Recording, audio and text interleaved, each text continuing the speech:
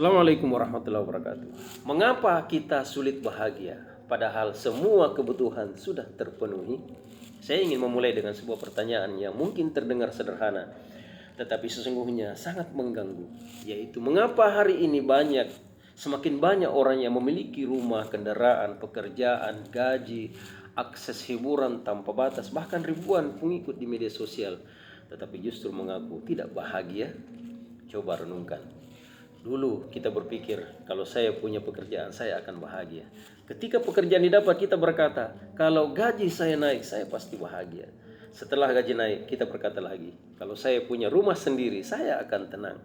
Rumah sudah ada, mobil sudah ada, pasangan sudah ada, jabatan sudah ada. Tapi mengapa ketenangan itu tetap terasa jauh?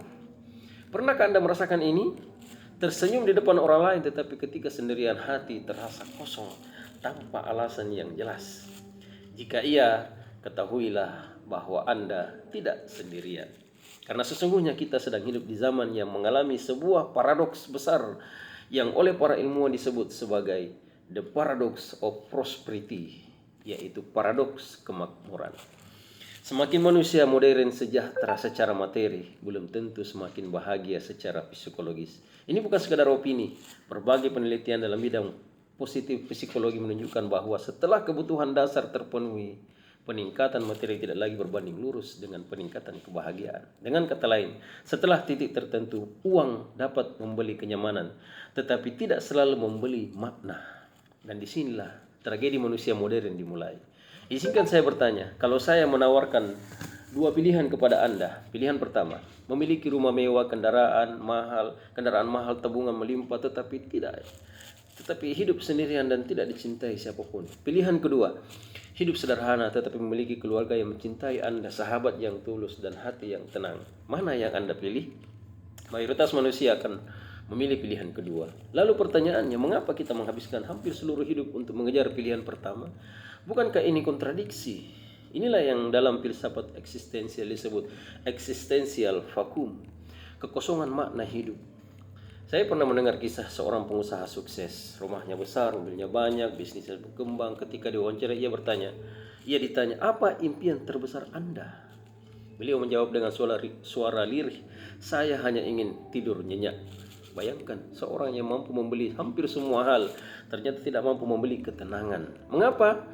Karena ketenangan memang tidak pernah dijual di pasar. Dalam psikologi modern, ada istilah yang disebut hedonic treadmill. Artinya apa? Manusia memiliki kemampuan luar biasa untuk cepat beradaptasi terhadap kenikmatan.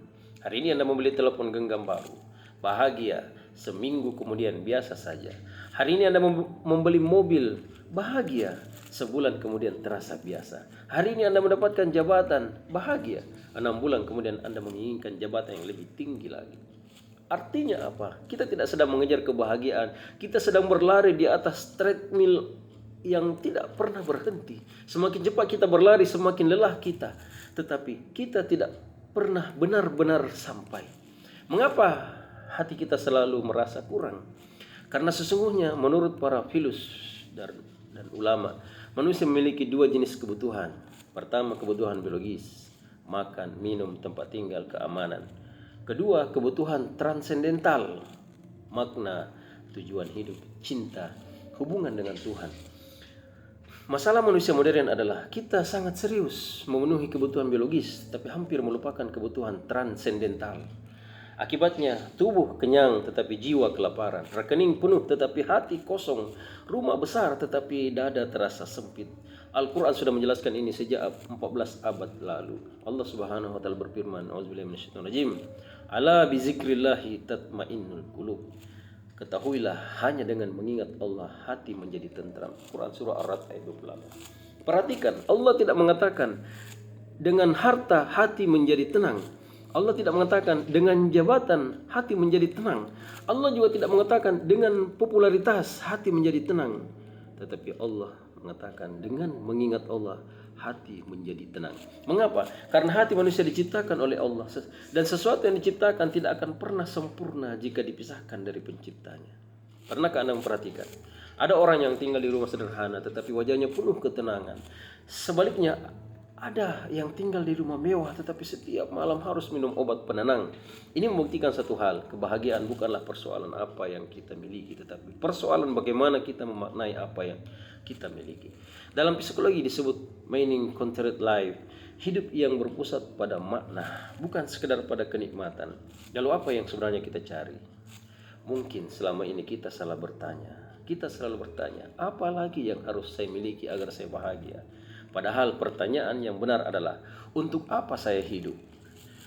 Karena ketika seorang menemukan tujuan hidupnya, ia mampu bertahan bahkan dalam penderitaan. Tetapi ketika seorang kehilangan makna hidupnya, ia bisa menderita bahkan di tengah kemewahan.